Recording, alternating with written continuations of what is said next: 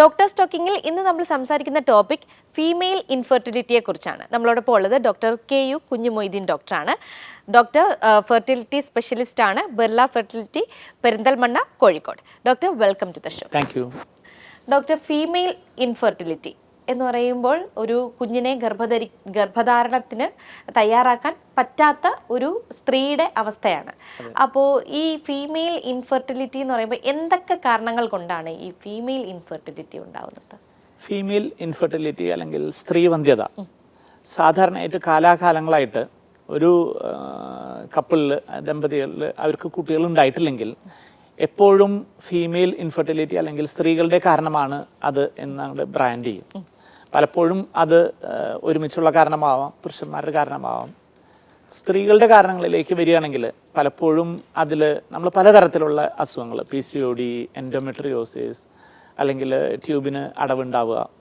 പലപ്പോഴും ഇതിലത്തെ ഏറ്റവും പ്രധാനപ്പെട്ട ഒരു ഘടകം അവർക്ക് കൃത്യമായ കാലയളവിൽ ആർത്തവം ഉണ്ടാവുക എന്നുള്ളതാണ്. കൃത്യമായ കാലയളവിൽ ആർത്തവം ഉണ്ടെങ്കിൽ അതിൻ്റെ അർത്ഥം അവർക്ക് ഓവുലേഷൻ കൃത്യമായി നടക്കുന്നുണ്ട് എന്നുള്ളതാണ്. ഓവുലേഷൻ കൃത്യമായി നടക്കുന്നില്ലെങ്കിൽ അത് തന്നെയായിരിക്കും ഏറ്റവും പ്രധാനപ്പെട്ട സാധാരണയായിട്ടുള്ള ഒരു കാരണം. അതിന് പലവിധ കാരണങ്ങളുണ്ടാവും. ഹോർമോൺ പ്രശ്നങ്ങളാവാം, PCOD ആവാം, അങ്ങനെ പലതുണ്ടാവാം. മറ്റൊന്ന്, നമ്മൾ ഈ അണ്ഡാശയത്തിലും മറ്റും മുഴകളായിട്ട് കാണപ്പെടുന്ന എൻഡോമെട്രിയോസിസ്, ഗർഭപാത്രത്തെയും അണ്ഡാശയത്തെയും ബന്ധിപ്പിക്കുന്ന അണ്ഡവാഹിനി കുഴലിൽ ഉണ്ടാകുന്ന തടസ്സങ്ങൾ, അത് അണുബാധ കൊണ്ടാവാം, മുമ്പ് എന്തെങ്കിലും ഓപ്പറേഷനുകൾ കൊണ്ടാവാം, അല്ലെങ്കിൽ വളരെ ചെറുപ്പത്തിൽ 3 വയസ്സിലോ 2 വയസ്സിലോ ഒക്കെ ഉണ്ടാകുന്ന ഓപ്പറേഷനുകൾ കംപ്ലീറ്റ് ഗർഭപാത്രത്തിനെയും ട്യൂബ് അണ്ഡാശയമൊക്കെ കംപ്ലീറ്റ് ഒട്ടിപ്പിടിക്കും. അപ്പോൾ കാരണം ചെറിയൊരു വയറായിരിക്കുമല്ലോ ആ സമയത്ത്. അപ്പോൾ അത് പെർമനൻ്റ് ആയിട്ട് സ്ത്രീവന്ധ്യത ഉണ്ടാക്കാം. അങ്ങനെ പലതരം കാരണങ്ങൾ. പിന്നെ ഈവൻ അവരുടെ അമിതവണ്ണം, അല്ലെങ്കിൽ തൈറോയിഡിലെ അസുഖങ്ങൾ, അങ്ങനെ പലതര അസുഖങ്ങൾ പലപ്പോഴും സ്ത്രീവന്ധ്യതയ്ക്ക് ഇടയാക്കാം. ഈ സ്ത്രീവന്ധ്യത എന്ന് പറയുന്നത് ചിലപ്പോൾ കുട്ടികളില്ലാതിരിക്കുന്നത് മാത്രമല്ല, ഗർഭധാരണം ഉണ്ടായി തുടരെ അത് അലസിപ്പോവുകയാണെങ്കിലും അവരെ സംബന്ധിച്ച് അതൊരു വന്ധ്യത തന്നെയാണ്, അല്ലേ? കുട്ടികൾ ഉണ്ടാവുന്നില്ലല്ലോ. കുട്ടികൾ ഉണ്ടായാലേ അവർക്ക് അത് കുട്ടികളുണ്ടായി എന്ന് പറയാൻ പറ്റുള്ളൂ. അപ്പോൾ തുടരെയുള്ള ഗർഭം അലസലും വേണ്ടത്ര പരിഗണനയോടുകൂടി തന്നെ അതിൻ്റെ ടെസ്റ്റുകളൊക്കെ ചെയ്ത് ഒരു പരിഹാരം കാണേണ്ടതും അത്യാവശ്യമാണ്. ഓക്കെ. അപ്പോൾ ഡോക്ടർ, ഇപ്പോൾ സ്ത്രീ വന്ധ്യതയിൽ വരുന്ന മെയിനായിട്ട് മിക്കവാറും ഇപ്പോൾ എല്ലാ സ്ത്രീകൾക്കും ഉള്ളതാണ് PCOD, PCOS എന്ന് പറയുന്നത്. അപ്പോൾ ഇത് ഉണ്ടാവാനുള്ള കാരണങ്ങൾ എന്താണ്? എന്തുകൊണ്ടായിരിക്കും ഈ PCOD? അത് പല കാരണങ്ങൾ കൊണ്ടും PCOD ഉണ്ടാവാം. പക്ഷേ സ്ത്രീവന്ധ്യതയിൽ അത് ബാധിക്കുന്നത് ഓവുലേഷൻ, കൃത്യമായ അണ്ഡോൽപാദനം ഇല്ലാത്തത് കൊണ്ടാണ്. പിന്നെ അവർ ഈ അണ്ഡോൽപാദനം കൃത്യമായിട്ട് നടക്കാത്തതുകൊണ്ട് ആദ്യം അവരുടെ അമിതവണ്ണത്തെ കറക്റ്റ് ചെയ്യേണ്ടി വരും. പക്ഷെ നമ്മൾ മെഡിക്കലായിട്ട് ആദ്യം ചെയ്യുക, ഇവർ വണ്ണവും അവരുടെ വെയിറ്റൊക്കെ കൺട്രോൾ ചെയ്ത് കഴിഞ്ഞാൽ ഓവുലേഷൻ ഉണ്ടാവാനുള്ള മരുന്നുകൾ കൊടുക്കും. ഓവുലേഷൻ ഉള്ള ഡ്രഗ്സാണ് കൊടുക്കുക. ഇത് തന്നെ പലപ്പോഴും സ്ത്രീവന്ധ്യതയിൽ ശ്രദ്ധിക്കേണ്ടത് അവരുടെ പ്രായത്തിനനുസരിച്ചിട്ടാണ് നമ്മൾ ട്രീറ്റ്മെൻറ്റുകൾ ചെയ്യുക. വിവാഹം കഴിഞ്ഞിട്ട് 1 വർഷത്തോളം ആയിട്ടും ഗർഭധാരണം ആയിട്ടില്ലെങ്കിൽ ഈ 30 വയസ്സ് 35 വയസ്സിൽ താഴെയുള്ളവർ 1 വർഷം വരെ വെയിറ്റ് ചെയ്യാം. പക്ഷെ 35 മുതൽ 40 വയസ്സ് വരെ അതൊരു 6 മാസത്തിനുള്ളിൽ തന്നെ അവർ ശ്രദ്ധിക്കണം.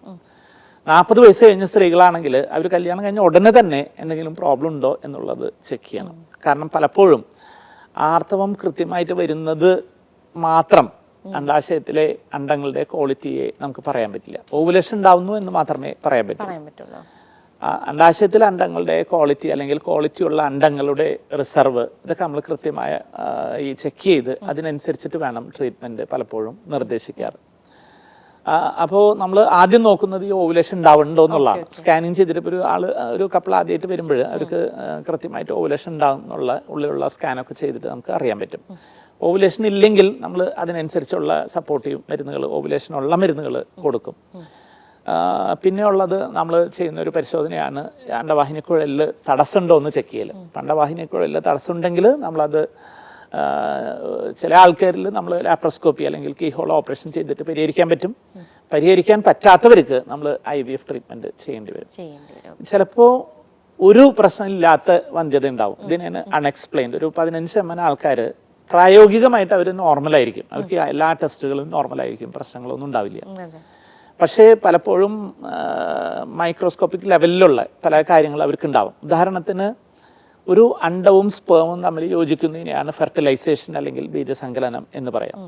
അത് നടക്കുന്നുണ്ടോ എന്നറിയാനുള്ള ഒരു പരിശോധന ലോകത്തില്ല. ഇല്ല. അത് നടന്നാൽ ഗർഭധാരണം ഉണ്ടാവാം, ഉണ്ടാകാതിരിക്കാം. മറ്റൊന്നാണ് നമ്മൾ സ്കാനിങ് ചെയ്യുമ്പോൾ അതിനെ ഫോളിക്കുലാർ സ്റ്റഡി, അണ്ടോൽപാദനത്തെ നോക്കുന്ന പരിശോധനയാണ് ഫോളിക്കുലാർ സ്റ്റഡി എന്ന് പറയാം. ഈ ഫോളിക്കുലാർ സ്റ്റഡി ഒരിക്കലും എഗ് സ്റ്റഡി എന്ന് ആരും കണ്ടിട്ടുണ്ടാവില്ല. കാരണം ഫോളിക്കിൾ എന്ന് പറയുന്നത് അണ്ടാശയത്തിൽ വെള്ളം നിറഞ്ഞു നിൽക്കുന്ന ഒരു കുമിളയാണ്. അതിൻ്റെ അകത്ത് അണ്ടം അല്ലെങ്കിൽ എഗ് ഉണ്ടാവാം, ഉണ്ടാകാതിരിക്കാം. ഉണ്ടെങ്കിൽ തന്നെ അത് ക്വാളിറ്റി ഉണ്ടാവാം, അല്ലെങ്കിൽ ക്വാളിറ്റി ഉള്ളത് അല്ലാത്തതായിരിക്കാം. അത് നമുക്ക് പുറമേ നമുക്ക് പറയാൻ പറ്റും. അതുകൊണ്ടാണ് ഇതിനെ ഫോളിക്കുലാർ സ്റ്റഡി എന്ന് പറയുന്നത്. അപ്പോൾ ഫോളിക്കുലാർ സ്റ്റഡിയിൽ ഓവുലേഷൻ ഉണ്ട് എന്നുള്ളത് ഒരിക്കലും ആ ഓവുലേഷനിൽ നല്ല അണ്ടങ്ങൾ വന്നിട്ടുണ്ട് എന്നുള്ളതിന് ഒരു ഉറപ്പില്ല. മനസ്സിലായി? അപ്പം അതുകൊണ്ട് നമ്മൾ കുറേ മാസങ്ങൾ ഇങ്ങനെ മരുന്ന് കഴിക്കുന്നതിൽ അർത്ഥമില്ല. ഒരു 30-35 വയസ്സിനുള്ളിലാണെങ്കിൽ ഒരു 6 മാസത്തോളം ഓവുലേഷനുള്ള മരുന്നുകൾ ഇത്തരത്തിലുള്ള ഓവുലേഷൻ ഇല്ലാത്തവർ കഴിച്ചിട്ടായിട്ടില്ലെങ്കിൽ നമ്മൾ അടുത്തൊരു സ്റ്റെപ്പ് ട്രീറ്റ്മെൻറ്റിലേക്ക് കടക്കണം. അതിലൊന്നാണ് IUI ട്രീറ്റ്മെൻറ്റ്. ഈ IUI ട്രീറ്റ്മെൻറ്റിൽ നമ്മൾ ഓവുലേഷൻ കൃത്യമായിട്ട് നോക്കി അതിനനുസരിച്ചിട്ട് നല്ല ഹെൽത്തി ആയിട്ടുള്ള സ്പേംസ് യൂട്രസിൽ ഇഞ്ചെക്ട് ചെയ്യാണ് ചെയ്യുന്നത്. ഇനി അതും നമുക്ക് കുറേ നാൾ നോക്കാൻ പറ്റുമോ? അതില്ല. ഒരു 2-3 തവണ കഴിഞ്ഞാൽ നമ്മൾ അതിൻ്റെ അടുത്ത സ്റ്റെപ്പിലേക്ക് കടക്കണം. അതാണ് IVF ട്രീറ്റ്മെൻറ്റ്. IVF ട്രീറ്റ്മെൻറ്റിലെ ഏറ്റവും പ്രധാനപ്പെട്ട ഒരു ഭാഗം എന്ന് പറഞ്ഞാൽ നമുക്കതിൽ കുറേ അണ്ടങ്ങൾ ഉൽപ്പാദിപ്പിക്കുന്നതുകൊണ്ട് നല്ല അണ്ടങ്ങളെ സെലക്ട് ചെയ്യാനും നല്ല എഗ്ഗിലേക്ക് നല്ല സ്പെർമിന് ഇഞ്ചെക്ട് ചെയ്യാനും അത് ഭ്രൂണം വളരുന്നുണ്ടോ, നേരത്തെ ഞാൻ പറഞ്ഞല്ലോ ഫെർട്ടിലൈസേഷൻ ബീജസങ്കലനം നടക്കുന്നുണ്ടോ എന്ന് നോക്കാനും, നടക്കുന്നുണ്ടെങ്കിൽ അത് എത്രത്തോളം ഭ്രൂണ വളർച്ച കിട്ടുമെന്ന് നോക്കാനും, അങ്ങനെ നല്ല ഭ്രൂണത്തിനെ നമുക്ക് നിക്ഷേപിക്കാനും സാധിക്കും. ഡോക്ടറെ, അതുപോലെ ഈ ഫൈബ്രോയിഡ് യൂട്രസിൽ നിറഞ്ഞ് നിന്നിട്ട് അതിനുശേഷം അത് ഓപ്പറേഷൻ ചെയ്ത് കളഞ്ഞു, അങ്ങനെയുള്ള ഒരാൾക്ക് പിന്നീട് പറയാറുണ്ട് അവിടെ ഒരു ചെറിയൊരു സ്ലിപ്പറി പോലെ ആയിരിക്കും, അപ്പോൾ ഫെർട്ടൈൽ അവിടെ നടക്കാറില്ല, സ്പേം കയറിയാലും അത് സ്ലിപ്പിംഗ് ആയിട്ട് പോവും എന്നുള്ളത്. ഇത് എങ്ങനെയാണ്, അത് എന്താണ് അതിൻ്റെ? അതിൽ ഒരു സ്ലിപ്പറി ആവുന്നല്ല, നമ്മൾ ഫൈബ്രോയിഡ് ഉണ്ടെങ്കിൽ എല്ലാ ഫൈബ്രോയിഡുകളും വന്ധ്യതയ്ക്ക് ഇടയാക്കില്ല. വളരെയധികം വലുപ്പമുള്ള ഗർഭപാത്രത്തിലെ മുഴകളെയാണ് ഈ ഫൈബ്രോയിഡ് എന്ന് പറയാം. അപ്പോൾ ഈ ഗർഭപാത്ര മുഴകൾ അല്ലെങ്കിൽ ഫൈബ്രോയിഡ് ഗർഭപാത്രത്തിന് പുറമേ ആണെങ്കിൽ അതൊരിക്കലും വന്ധ്യതയ്ക്ക് ഇടയാക്കില്ല. ഗർഭപാത്രത്തിൽ പുറമെയാണ് അത് അണ്ടവാഹിനിക്കുഴലിൽ ജോയിൻ ചെയ്യുന്ന ഭാഗത്താണെങ്കിൽ അത് അണ്ടവാഹിനിക്കുഴലിൽ അടവ് ഉണ്ടാക്കാം. അല്ലെങ്കിൽ വളരെ വലുപ്പമുള്ള ഫൈബ്രോയിഡ് മുഴകൾ ഗർഭപാത്രത്തിൻ്റെ അകത്തേക്ക് തള്ളി നിൽക്കുകയാണെങ്കിൽ അത് ഗർഭം പിടിക്കാതിരിക്കാൻ ഇടയാക്കാം. അല്ലെങ്കിൽ ചില ഫൈബ്രോയിഡുകൾ ഗർഭപാത്രത്തിൻ്റെ അകത്ത് മാത്രമായിട്ട് കാണപ്പെടും, സബ്മ്യൂക്കസ് ഫൈബ്രോയിഡ് എന്ന് പറയും. അതും നമ്മൾ വന്ധ്യതയ്ക്ക് ഇടയാക്കും. അപ്പോൾ ഈ അണ്ടവാഹിനിക്കുഴലിന് തടസ്സമുണ്ടാക്കുക, ഗർഭപാത്രത്തിലേക്ക് തള്ളി നിൽക്കുക, അല്ലെങ്കിൽ ഗർഭപാത്രത്തിൻ്റെ അകത്ത് മാത്രമായിട്ട് കാണപ്പെടുക, ഈ 3 അവസ്ഥയിൽ മാത്രമേ നമ്മൾ അതിന് ഓപ്പറേഷൻ ചെയ്യാറുള്ളൂ. അല്ലെങ്കിൽ ഫൈബ്രോയിഡുകൾ ഗർഭധാരണത്തെ ബാധിക്കുന്നില്ല. ഓപ്പറേഷൻ ചെയ്യുകയാണെങ്കിൽ അത് കൃത്യമായിട്ട് നമ്മളിപ്പോൾ ലാപ്രോസ്കോപ്പി കൂടെ ചെയ്യുകയാണെങ്കിൽ അത് കൃത്യമായിട്ട് ആ മുഴകളെടുക്കുന്ന ഭാഗത്ത് നമ്മൾ അതിൻ്റെ സ്റ്റിച്ചൊക്കെ കറക്റ്റായിട്ട് ചെയ്യുകയാണെങ്കിൽ, നേരെ മറിച്ചിട്ട് ഗർഭപാത്രത്തിൻ്റെ അകത്തുള്ള ഫൈബ്രോയിഡിന് സ്റ്റിച്ചിങ്ങിൻ്റെ ആവശ്യമില്ല, അത് മാത്രം എടുത്താൽ മതി. ഇപ്പോൾ ഗർഭപാത്രത്തിൻ്റെ പേശിക്ക് അകത്തുള്ള ഫൈബ്രോയിഡിൽ അത് എടുക്കുമ്പോൾ അവിടെ ഒരു ഹോൾ വരും അല്ലേ, ആ ഒരു ഗ്യാപ്പ് വരും. ആ ഗ്യാപ്പ് നമ്മൾ കൃത്യമായിട്ട് സ്റ്റിച്ച് ചെയ്ത് വെക്കുകയാണെങ്കിൽ അത് യാതൊരു കാരണവശാലും ബാധിക്കുന്നില്ല, തുടർന്നുള്ള ഗർഭധാരത്തെ ബാധിക്കുന്നില്ല. നേരെ മറിച്ചിട്ട് നമ്മൾ ഗർഭപാത്രത്തിൻ്റെ അകത്തുള്ള ഫൈബ്രോയിഡ് എടുക്കുമ്പോൾ അത് ആ സർജറി ഒന്നും കറക്റ്റ് അല്ലെങ്കിൽ അത് അവിടെ കംപ്ലീറ്റ് ഒട്ടിപ്പിടിച്ചിട്ട് അവിടെ ഗർഭം പറ്റിപ്പിടിക്കാതിരിക്കുന്ന ഒരു അവസ്ഥയൊക്കെ ഉണ്ടാക്കാം.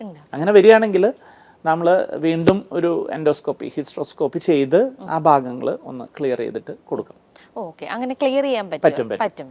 ഓക്കെ, പിന്നീട് അവർക്ക് നോർമലായിട്ട് ഗർഭം ധരിക്കാൻ പറ്റും. ഓക്കെ, അപ്പോൾ ഇൻഫെർട്ടിലിറ്റി ഫീമെയിലിൽ വന്നു കഴിഞ്ഞാൽ പല കാരണങ്ങൾ കൊണ്ട് ഉണ്ടാവുന്നതാണെന്നുണ്ടെങ്കിലും അതെല്ലാം നമുക്ക് ഇപ്പോഴത്തെ ടെക്നോളജി യൂസ് ചെയ്ത് പരിഹരിക്കാൻ പറ്റുമെന്നാണ് അല്ലേ? അതായത് ഒരു പുരുഷവന്ധ്യതയും സ്ത്രീവന്ധ്യതയും താരതമ്യം ചെയ്യുമ്പോൾ ഒരുവിധം സ്ത്രീ വന്ധ്യതകളെല്ലാം നമുക്ക് പലതരത്തിലുള്ള ചികിത്സകൾ അവൈലബിൾ ആണ്. അപ്പോൾ അത് ഏത് ടൈപ്പ് ട്രീറ്റ്മെൻ്റ് അസുഖങ്ങളാണെങ്കിലും നമുക്ക് ഒരുവിധം എല്ലാം പരിഹരിക്കാൻ പറ്റാവുന്ന കാരണങ്ങളായിരിക്കും സ്ത്രീവന്ധ്യതയിലുള്ളത്. അതായത് അവരുടെ അണ്ടാശയത്തിൽ അണ്ടങ്ങളില്ലാത്ത അവസ്ഥയോ മെനോപോസ് ആയി പോവുകയോ ഒക്കെ ആണെങ്കിൽ മാത്രമേ ഇത് ചെയ്യാൻ പറ്റാതിരിക്കുന്നു. അപ്പോൾ താങ്ക് യു ഡോക്ടർ. ഒരുപാട് സംശയങ്ങളായിരുന്നു ഈ ഒരു കാര്യങ്ങളെക്കുറിച്ച്. അതുപോലെ ഈ ഇൻഫെർട്ടിലിറ്റി ഇൻ ഫീമെയിൽ എന്ന് പറയുന്നത് എപ്പോഴും എല്ലാവരും കുറ്റം പറയുന്നത്, ഡോക്ടർ ആദ്യം പറഞ്ഞതുപോലെ തന്നെ എപ്പോഴും സ്ത്രീകളെ ആയിരിക്കും ആദ്യം കുറ്റം പറയുക. പക്ഷേ അതിന് എല്ലാം പരിഹരിക്കാൻ പറ്റുന്ന അസുഖങ്ങളാണ് എന്ന് ഇപ്പോൾ ഡോക്ടർ വളരെ വ്യക്തമായി നമുക്ക് മനസ്സിലാക്കി തന്നിട്ടുണ്ട്. മറ്റൊരു എപ്പിസോഡുമായിട്ട് വീണ്ടും എത്താം. Thank you.